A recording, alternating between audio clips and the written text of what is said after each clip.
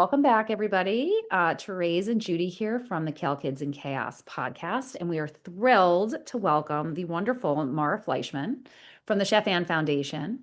And today we are going to be talking a little bit about ultra-processed foods in our school system and how much the schools depend on them, the problem with this, and all of the things that the Chef Ann Foundation is doing to sort of overcome all these processed foods in kids' diets and make scratch cooking a thing. But let's start today because, as you know, just a kind of jarring stat: 70% of the typical child's diet today comes from ultra processed foods, which is a lot, and it's a radical change to what like our parents and grandparents grew up with, where ultra processed foods were not a thing. It was very much about scratch cooking. And I think the other thing that's interesting is that for millions of kids, school meals make up more than half of their daily calories. So, where these foods are coming from, if they contain artificial additives, dyes, sweeteners, things like that, that's very important. So, let's talk a bit about kind of your role, and what the Chef Ann Foundation is doing here, so we can set the groundwork. Great. Well, it's great to be here. Thank you so much.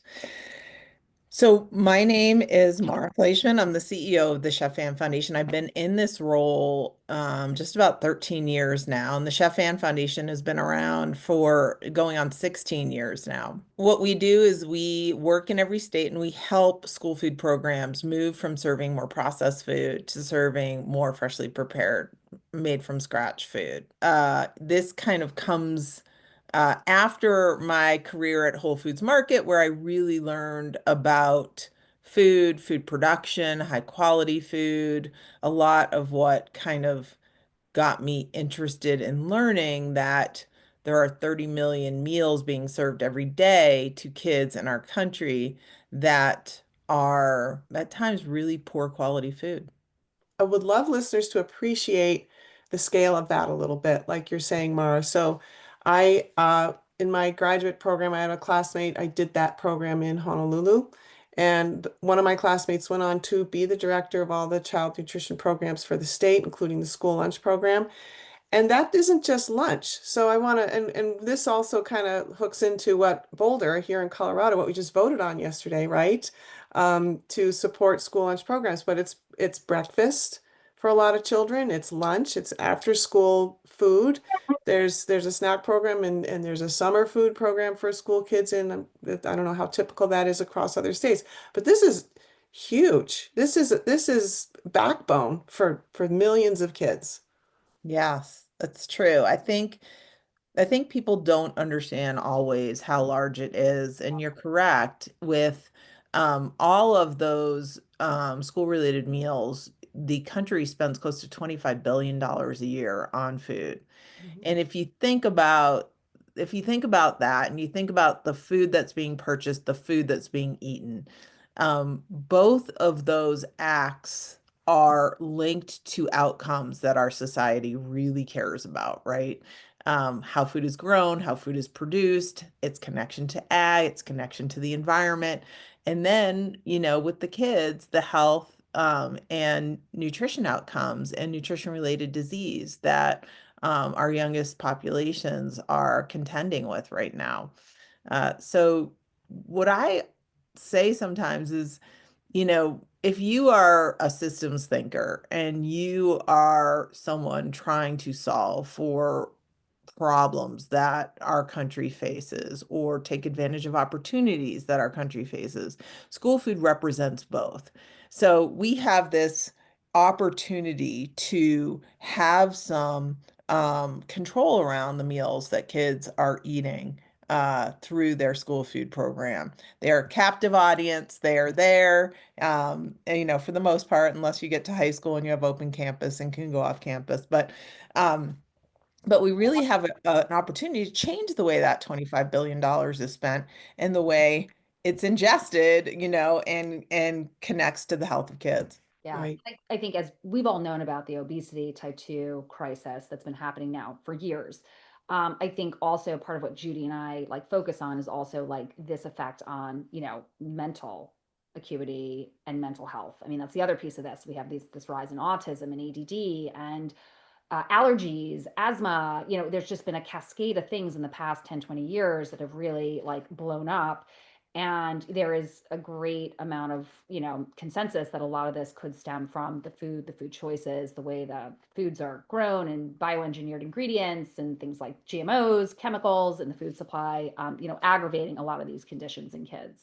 And I guess like can you tell us a little bit about like what's the biggest myths about like what schools can actually do to get healthier food on the table? I know just from like bare minimum, having learned in my graduate program years ago that I think the USDA allocates like $3 or $4 per meal. It's like a very low amount of money.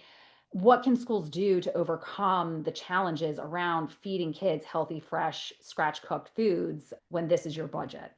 Those are great questions, and I think there's a lot of confusion about that in our country too. So currently, the average federal reimbursement for a school meal or school lunch actually is about like $4.30. And that is baseline. So that's for, that's for a complete meal, and it is in isolation to any additional reimbursement a state might make. So for instance, California adds almost $1 to that to support their school meal production. Most states don't. Most states just have the districts work the program to the federal reimbursement. And the federal reimbursement is connected to kids who qualify for the free and reduced lunch program. Technically, coming from families of four who earn about less than $55,000 a year. So it's pretty low income, and there's no geographic variable to that, right? Right. So I mean that's a big issue, and why sometimes, there is some state supplementation.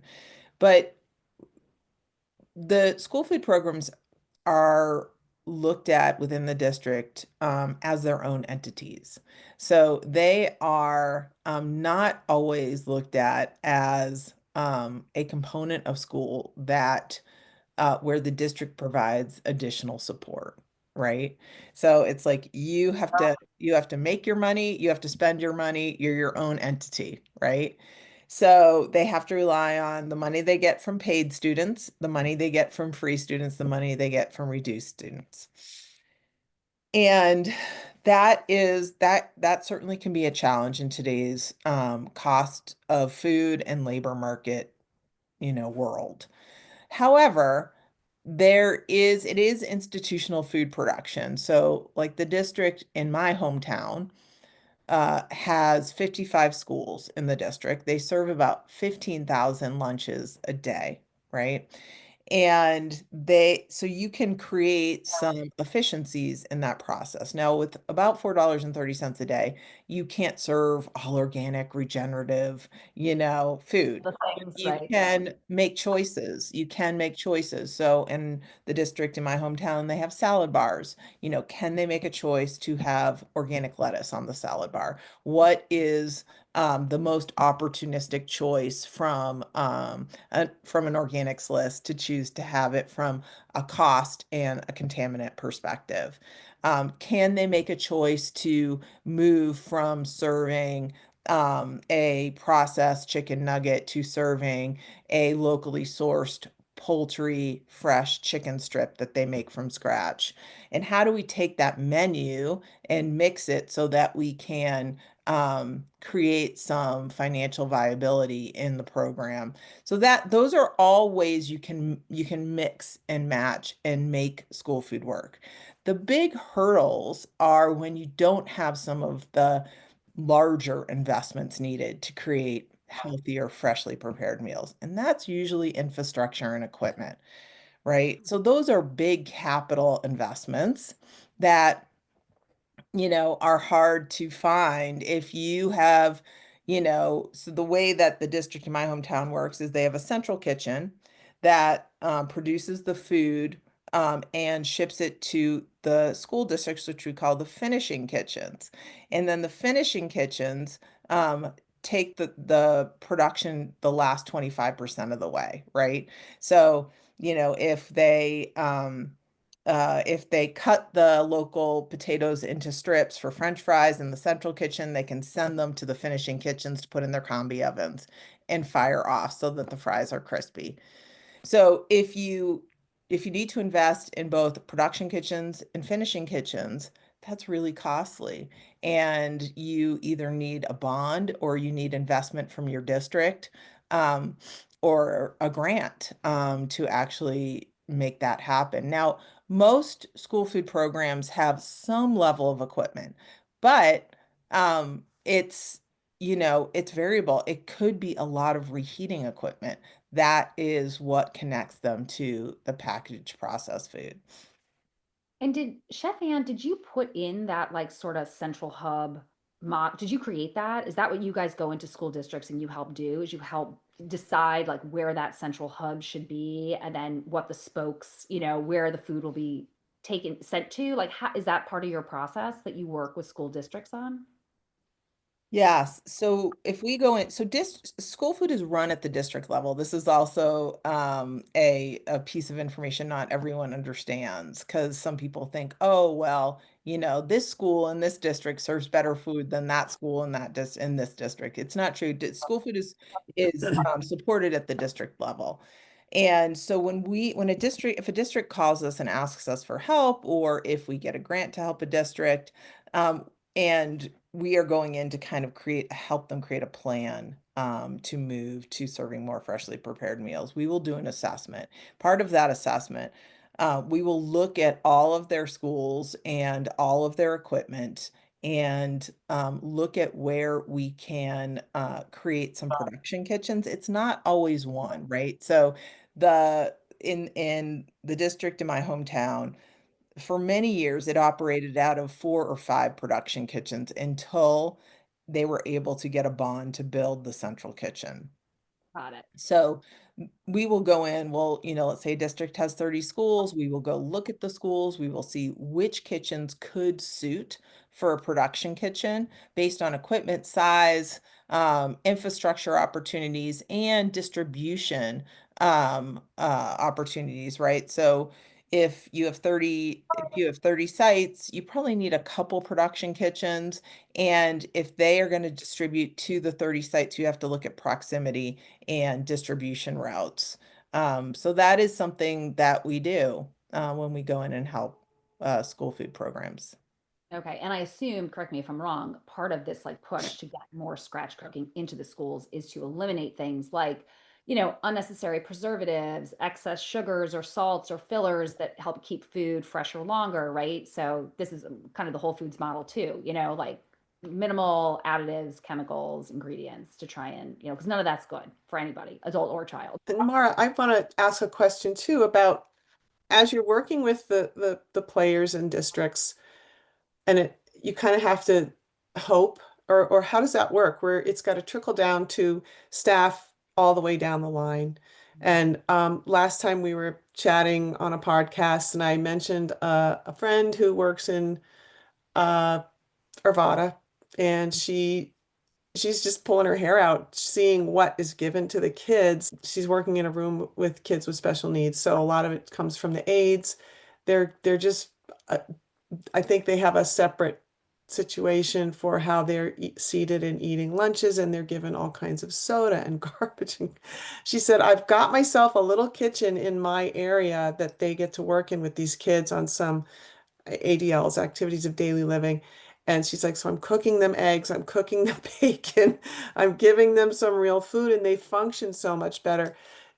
How much does that figure in? Like, where does Chef Ann Foundation come in to kind of work at, the level of at the school if there's resistance with staff, or can you talk a little bit about that?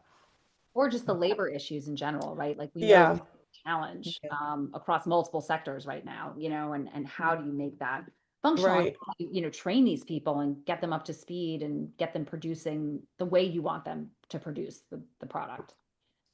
It's really interesting. So when you look at how a processed meal gets on a tray and gets out to the cafeteria, there is a whole system of dysfunction behind that, right?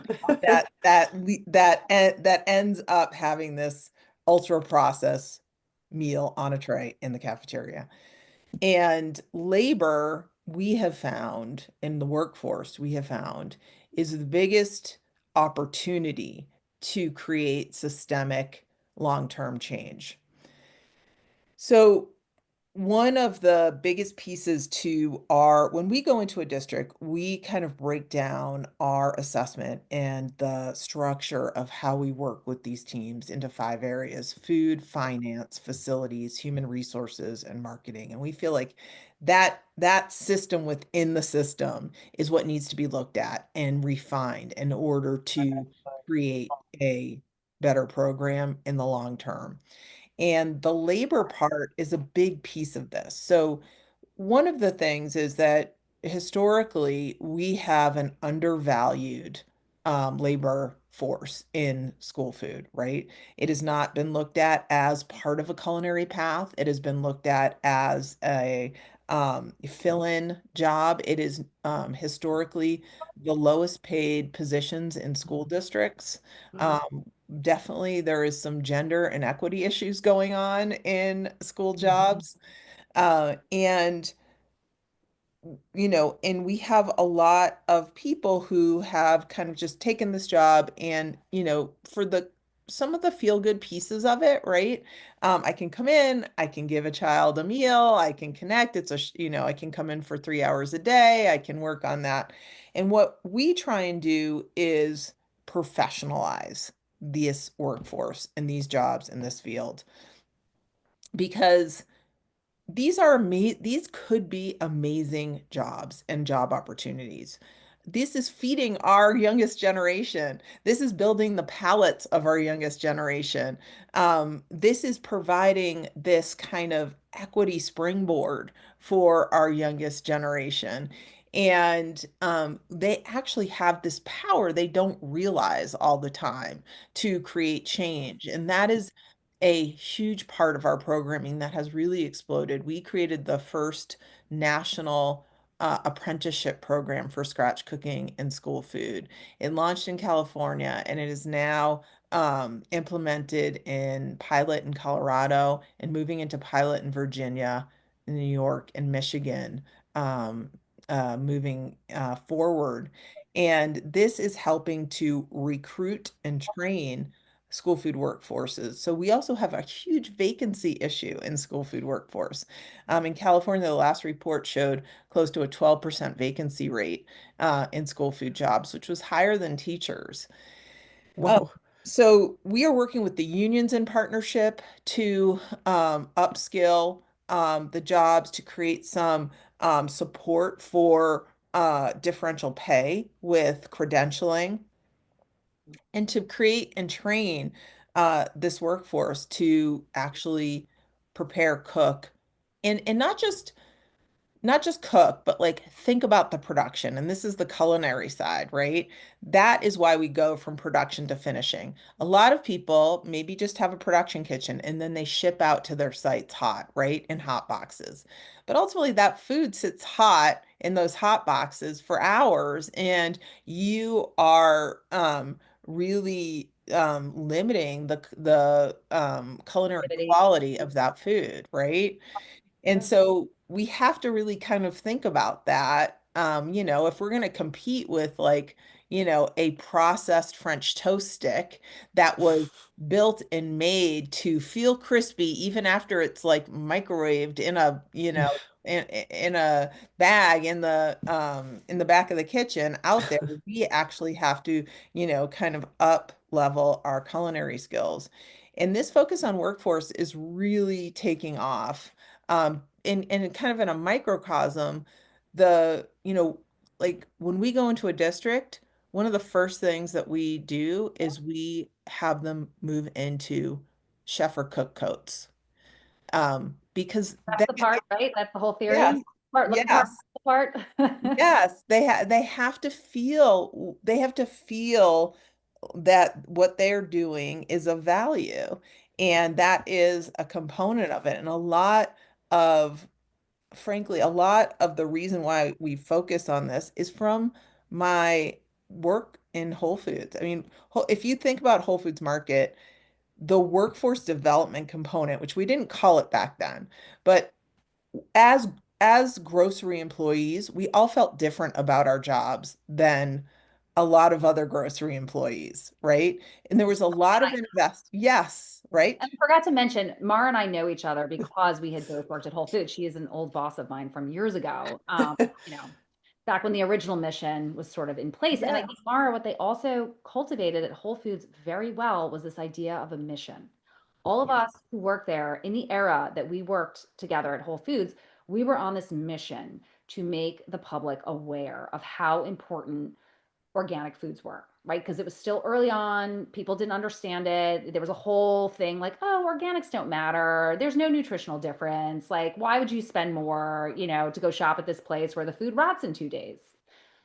That's exactly right. And it's very in theory we were just a grocery store, right? Right? But the approach we took to team member education, um team member value was very different. And that's what we are layering over the school food workforce right now.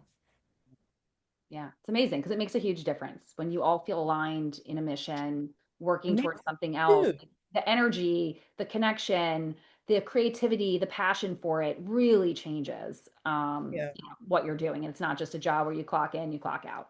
Yes, exactly. And that is like so a big piece of our apprenticeship program is they go through School Food Institute, which is these 11 courses that were created to help school food workers understand kind of the nuts and bolts of their job, but as it correlates to the opportunity of their job, right? What happens when you are able to make a mac and cheese from scratch? Well, let's look at the cheese sauce that is normally used in a school food program. Let's turn the label over. Let's look at the 35 ingredients that is in this cheese sauce. And then let's look at the 5 ingredients that you would use to create a cheese sauce to make a homemade mac and cheese. And then you can take the rest of those ingredients out of the bodies of these little kids. That is the power you have. And once we kind of get them associated with that opportunity, it kind of just takes off from there.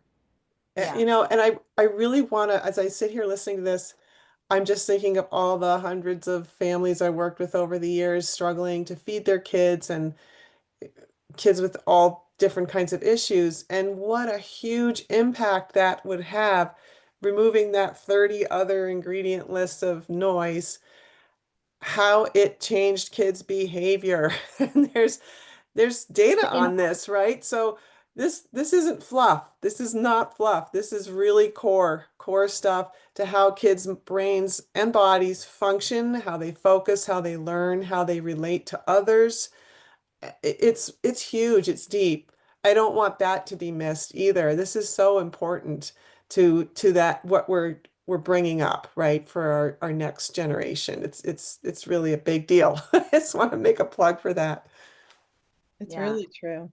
And I think, Mara, you had also mentioned that, like, when you can, you try to work on sourcing local, because local, that's the other piece of this. Like, organic is great and it's wonderful, but like the minute you pluck anything out of the ground or off a tree, right, it begins to lose efficacy, nutritional efficacy pretty quickly. So if it's traveling 3,000 miles, let's say from California, Florida, some of our regions where we do a lot of growing in this country, by the time it lands on your plate, certain nutrients like vitamin C, et cetera, are basically almost gone.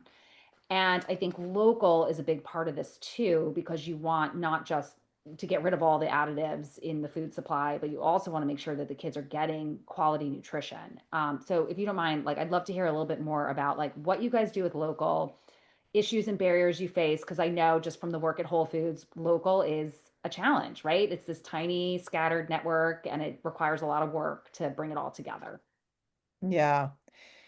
It is. It's a challenge and an opportunity, like most things in school food. And when you help a district move its program to more scratch cook, you open up this opportunity to um, partner with local farmers and procure more food.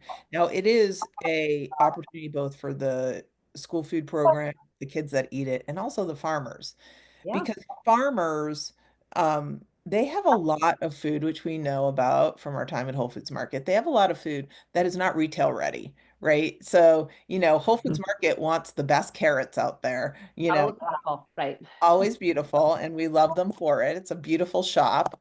But there's a lot of seconds, Yeah. out Yeah. there that are a better crop for an institutional food program that also provide a stream of income for these farmers that is really helpful. So, again, if you think about a district serving a burrito, a processed burrito that comes in a bag and, has all of the things packaged in it, there's might have 30, 40 ingredients in that burrito, none of which the district has the opportunity to procure locally, right? And when you break that down and when you make that burrito from scratch, you then have the opportunity. Now at $4.30, you can't always, buy every piece of it locally, but you Right. can choose certain ingredients. So the district in my hometown um, purchases local beans, right, for their burritos and their nachos. Their beans grown in Boulder County, Colorado, and the purchase of these beans every year is incredible for the farmers and truly adds a lot of nutrient dense food into the kids' school food program. There's a continuum to this work, right? So when we go into a district, there's this like, it is not short-term change, right? You need at Yeah. least a 5-year strategic plan to help kind of get you onto this. So for instance, school districts get a certain allotment of commodity foods.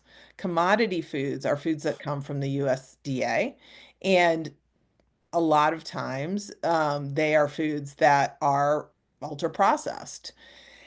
And so they have to place their commodity food order or their USDA food order in February for the following school year. So like imagine like extrapolate that out, Kind of right? panic, right? Imagine this Wow. process, right? Hmm. And if you're working with farmers and you want to have, and you say to them, hey, we want X amount of your beans for these, for the nachos and for the burritos on, the 6-week menu cycle going through, the half of the school year, then this is what we're estimating we're going to buy from you. And they have to plan for that too. So it's this process of helping to move the needle on these things and helping them set up helping them start with a small group of farmers, helping them set it up. But to plan for some bigger opportunities, one of the things we're working on is there's 15,000 school districts in our country, right? Most of them are medium and small school districts, right? The LAUSDs or Chicago Public Schools or Boston Public Schools, those are kind of fewer. And these small and mid-sized districts have a lot less administrative support, and their volume purchases are smaller. So we have started this program to build what we're calling VAPCs, Values Aligned Procurement Collectives, where we are grouping districts together to Oh, help them purchase more local regenerative and organic food together and help them build some similar parallels in their menuing so that they can do that. And that first is starting in California, just launching right now, and then we're moving into Arizona with that. wow. That is That's fun. That's fantastic. yeah, Yeah, it's exciting. Mhm. amazing. And what about, I mean, I love, the MAHA, Make America Healthy Again, the concept, the idea behind it. I think we need change on many fronts there. I'd love to get your perspective on, are they serious about change? Is it PR talking points? Like, where are we really at with that, in terms of execution? Being that I'm in this space for 13 years, I have to stay optimistic. That keeps me going every year. And so, I'm going to meet people where they're at. And frankly, the Maha report that was just released a month ago-ish, maybe 2 months ago, by the federal administration, says a lot of the things that we have been trying to say for a long time. Forever. Right? Yeah, Right. I mean, it is calling out ultra processed food. It's calling out the daily calories that kids eat from ultra processed food. Sugar, yep. It's calling for change. I think what we're waiting to see is what backs up this report, right? How can we fund this report? How can we fund the ideas in this report to help create change? Because as I laid out at the beginning of this podcast, there is an investment that's needed in order for districts not to pull out those processed French toast sticks and serve them. We need to help them build their infrastructure in their kitchen. We need to help train them on menu planning, procurement, financial modeling, labor development. But it's a huge opportunity. So I don't know. I guess my answer is I don't know. Right now, what I would say is that I have not, I like the report. Let's fund the ideas in the report. And one of the things that we're seeing is things like before the report came out, the administration cut a $660 million allocation for local procurement to schools across the country. And so that for me doesn't fit with the report, right? So waiting for the actions to align with the kind of some of the top lines of that Maha report. Yeah, local's always been a challenge. People are not, they don't fully understand the importance and the awareness of why. Like you're helping the farmer, you're helping get fresher food into, bodies. Like there's a lot to it, but it's expensive and it's harder to do and all the points you talked about. So, that is very unfortunate. Yeah, I think you're right. But again, if we're spending close to $25 billion a year on school food, and we are trying to, take this on both sides of the aisle, if more of those dollars stay in local economies and support local farmers, as opposed to going to big food companies, you Correct. are going to uplift, these state economies. And I think that's in everyone's best interest. Absolutely. And also, like, unfortunately, the farmers don't have the lobbyists, right? Like, you have all these big food companies that have very large lobbying efforts. And this is, part of the entrenched establishment that I know the current administration likes to say, like, we're changing things. But this stuff is hard to do. It's a little bit like turning the Titanic. Yeah, Um, agreed. yeah. Hmm. And Mara, I would wonder if you could comment a little bit, giving context on a little bit of a timeline here. So this whole school lunch program started 50 odd, 60 odd years ago, right? And there's been quite an arc there, quite a trajectory where it did evolve into really kind of a handsome arrangement for big food. Hmm. And this is kind of what you guys are up against, right? You're kind of wrangling that back to the people and to local farmers and actual good food. And Chef Ann Foundation has been around a while.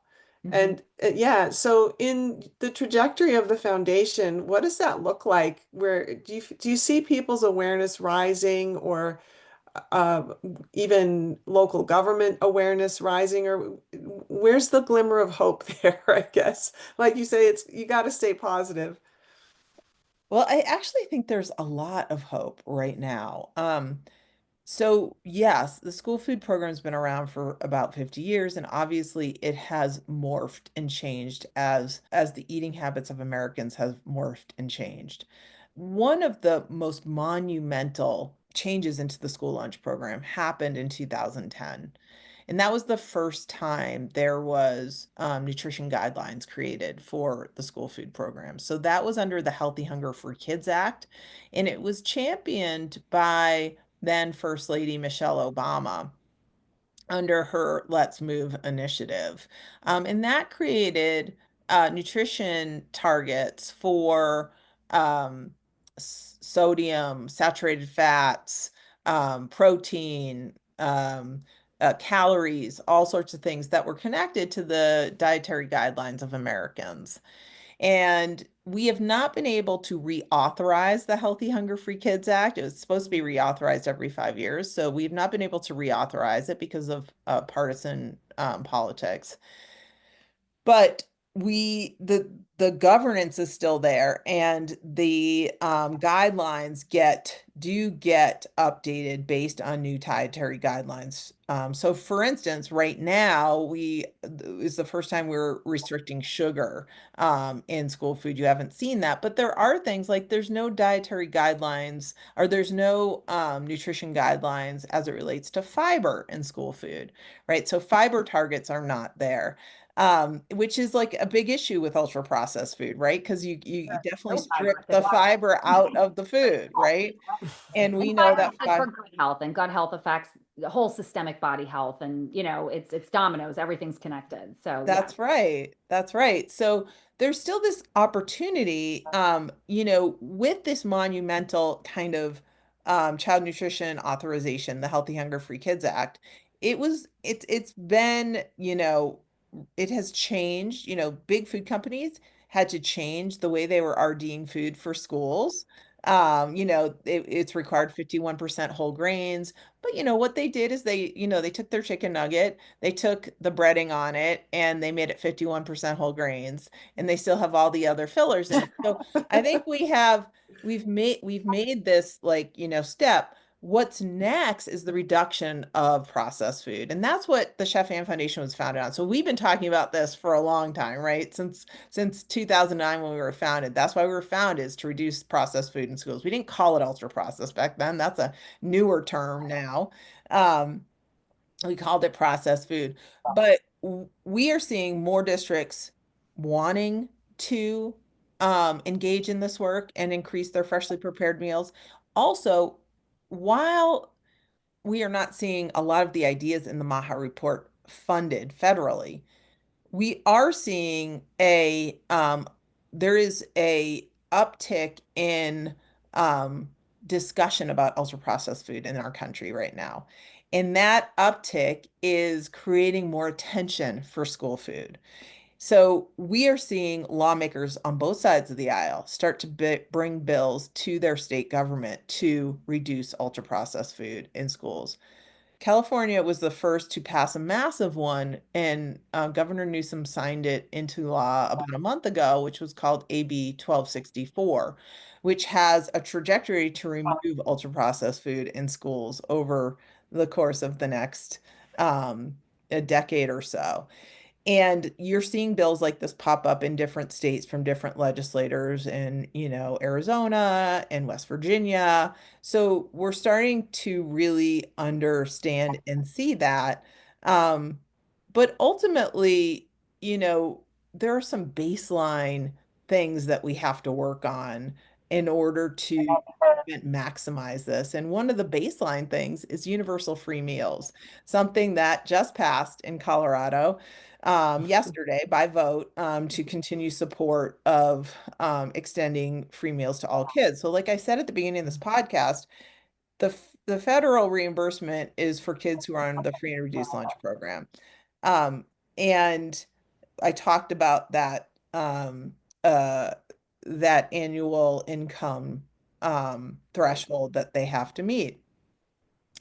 But what we found out during COVID, during COVID, the federal government funded school meals for every child. A lot of times it was remote feeding, but it was, there was a lot going on in the country. We didn't know who was losing their jobs, keeping their jobs, how we were making sure kids were getting fed. And what we saw was a considerable uptick in kids eating school meals. And what we know is that we shouldn't be putting a income threshold on kids' access to nutrition, right? We don't say, okay, you know what, you make this amount, you don't get a bus ride. You can go pay for your own bus ride to school.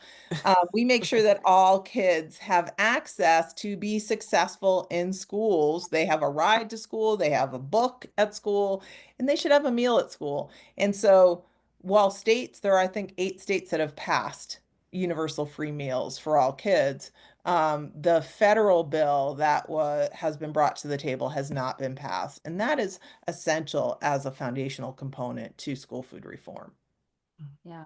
And Mara, just going back to something you said earlier about how across the aisle we have different, legislators and congresspeople bringing, sort of bills forward for, sort of a lot of these components that you're looking for, are they taking the initiative themselves, you think, or are they just responding to the constituents? Because a lot of what I have always like sort of been educated on, and even years ago when I did my graduate program, like the idea that like if you want to change school food, it starts with the parents. And the parents are the ones who have, parents, teachers, administrators, etc. Right? You have to press for change. You have to press for scratch cooking. You have to lobby for ingredient bans. You have to scramble together and find resources that will help you figure out how to navigate this crazy Byzantine system with layers that are not necessarily intuitive. So I'd love to hear your perspective on that. Or is there truly like institutional change happening now where like that groundwork, has sort of been laid and now the government's kind of coming in to take this to the next level? I think that change happens from a number of opportunities. I think parents are one of them. I was the parent, I mean, when I worked at Whole Foods and I went to school lunch with my then kindergartner and um, was just, appalled at what was being served, I started, you know, Paying attention. me just going to the district with a parent group and trying to create change. The problem was, as I was doing it, we just kept getting um, kind of, you know, okay, but we can't do this. Okay, but we can't do this. And one of the big issues was the food service director at the time didn't know how to create a scratch cook program. And so we just kept getting told there isn't enough money. There isn't enough money in the reimbursement. We don't have enough this. We don't have enough that. So there is a lot of people that have to come together to create change. I think one of the reasons we're seeing a lot of these bills right now is because traditionally school food has felt like more of a left-leaning initiative. And with the with the uh discussion about Maha and with the discussion about ultra processed food from a more right-leaning administration, I think you're starting to see that politicians on both sides of the aisle are now able to bring these types of bills to their constituents. And I think, frankly, when I am meeting, so if I look at the congressman who brought the AB 1264 in California to the table, Congressman Jesse Gabriel, a big part of it is his passion for food equity, nutrition, nutritious food, less processed food. And so I do think a lot of this is coming from these. I think that these politicians that are bringing some of these bills to the table, they truly believe in this. Now, First, I also think that they've probably experienced connection with parent groups in their communities, with other groups in their communities that have also, kind of supported them in this. But I think you're seeing a lot of it. And there has to be a lot of people like, I've seen where a district where a superintendent is incredibly healthy, eats, really well and wants better, less processed food in their schools, but their food service director isn't on board. Either they don't know how to do it or they just, they believe that you should serve kids what they want to eat. This is what we hear a lot, Yeah, you know, right. like Oh, it's right. it's like, well, they don't want that. They don't want that, they want this. They want this. And so they believe that we should serve them what they want. This is And Therese and I are nodding because this is what, just one-on-one with parents and families, and you're trying to shift a kid's intake, and they're like, well, he won't eat it. I'm like, and your yeah, point is, because as you the got to adult, move that needle somehow, right? right, as the adult and the parent, like what's best. The kids can't always Right, show. right, But with that said, the idea that like especially in our culture in America, every time you go out to a restaurant there's a kids menu with the same five foods that are all right, white or fried, very low nutritional value. right, These kids become accustomed to like, hey, this is my food, this is what I am supposed to eat and want. And then you do get on that hamster wheel where it is right. very challenging to get them to not eat those five, chicken fingers, hamburgers, french fries, tater tots type of so food. it's so challenging. And, this is the dance that we play with districts when we go in to try and help them. A lot of times they are say, okay, let's bring on this scratch cook menu item. We'll bring on this, scratch cook chicken strip, but we're going to menu it against you know, you know, this frozen burrito that they love or something else. Thank And, you. We're you going to know, take it intentionally.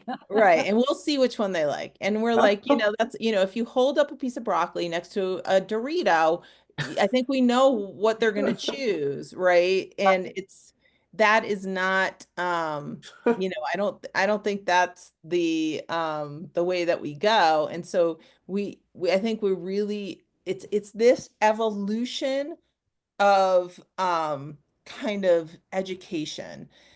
And so one of the most amazing opportunities that I have now that the Chef Ann Foundation is pretty much the largest nonprofit nationally that helps schools move to more scratch cooking, which is unreal. But because of that, we have more resources now to actually take a lot of these kind of like education strategies and put them into play. We show up and present at state superintendent meetings. We show up and present at state PTA meetings.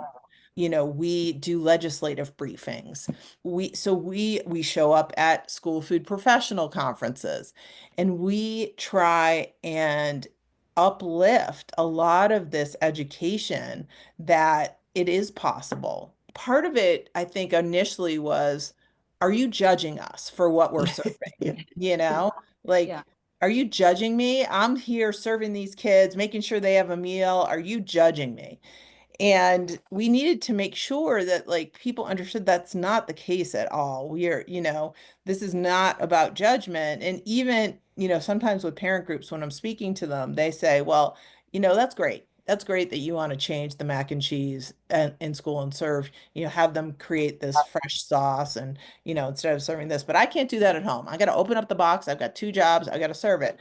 And what I say is, you know what? Then you should be supportive of getting this in schools. If you Less can't work do for it at you. home, yeah, then like here's a load off your back. Like let us reduce the amount of ultra processed food your kids eating in schools. School food also lives in this system of huger issues, right? Cost of living issues, cost of food issues. When two parents have to work and sometimes two jobs, in order to actually live in our country, the reliance on processed food is going to continue. Um, Right. and so, you know, there's problems, problems, and problems. Yeah. Takes a lot of work, scratch cooking, to make it happen Mhm. when you have two working parents and, all the effort that, activities and school things that, kids require. So that was very understandable. And those are skills that have sort of receded. I think it's certainly in the path of the years that I was working with families. I remember a certain point, I don't know about when it was, maybe 2005 or so, where I began to understand families don't know how to scratch cook anymore. And I would give some instruction or suggestion or direction, and they're like, "Well, I don't even know how to do that." And I'm like, "Oh, okay, I got to remember that, yeah, as we're moving toward people just needing it to be fast, fast, fast and process stuff." And so, yeah, it's kind of pervasive, right, all through society. So I can really appreciate what you're saying about talking to staff, and they're telling you, "Well, look, I, I'm I just want the kid to eat it, and I'm trying to do this." And yeah, you can't judge, and that's definitely a path to what more success for sure. And I guess I know, Mara, we have to wrap because you're busy. And you've given us a lot of your time this morning, and we appreciate it very much. But if there are parents or administrators listening, if there's one thing that they could do to help move school food forward in their school, their district, big or small, like what would you want it to be, or what do you think it should be? For parents, we have a parent advocacy toolkit on the Chef Ann Foundation website that was based on my experience in trying to change school food as a parent. And really, what it kind of breaks it down into three steps. And the first step is really about getting educated. So a lot of parents want to create change in school food. They show up with all these demands. Why can't it be organic? And I think when you are trying to create change and you're working with the people that are executing the program you're trying to create change with, you need to show up with as much education as you can. You need to understand, you Their know, buyers, yeah. yeah, you need to understand what their financial limitations are. You need to understand the compliancy of their school meals, what they have to do, about the commodity food program. So we have this all laid out. It's, we have a lot of links that parents can just start to first educate. And then they really need to understand what their school food program looks like, right? So, what is their menu? What is, show up, have a lunch with your kid, like really kind of look what school lunch looks like. And then from there, I think there is a lot of opportunity to start getting educated about what is happening across the country in school food. There's a lot, our newsletter shows a lot of districts across the country that are executing different types of meals. So it's just starting to kind of get educated there. And then, you know, if there is will for change in your district, if there's not will for change, it is so hard. Someone has got to want to champion it. The superintendent, the food service director, someone. Otherwise, it does tend to be really, really challenging. But what we do say is the best first step to changing your school food program is a salad bar. So we have been granting out salad bars to schools since 2010. And a salad bar, once you execute on a salad bar, you're able to expose your district school food program to fresh procurement, fresh prep, fresh execution, and start getting your kids accustomed to eating fresh food. And so if there's one tiny step to make, that's it. And we have an application open on the Chef Hand site at all times for districts to apply for salad bar grants. All right. Well, I know it's time. Any other last minute things? Judy, you have any questions, or Mara, anything else? Oh, this has been great. I really appreciate your time, Mara. I love what you guys have been doing, and just thank you. Thank you. Yeah, this Yeah. is big work and well, Yes. keep up. Thank you guys both for elevating the discussion. And this is the kind of thing that that I like to do because it kind of educates people about what the opportunity is. And I think that I think that as we look at all of these things that our society is concerned about right now, I think school food is a potential solution for a lot of them.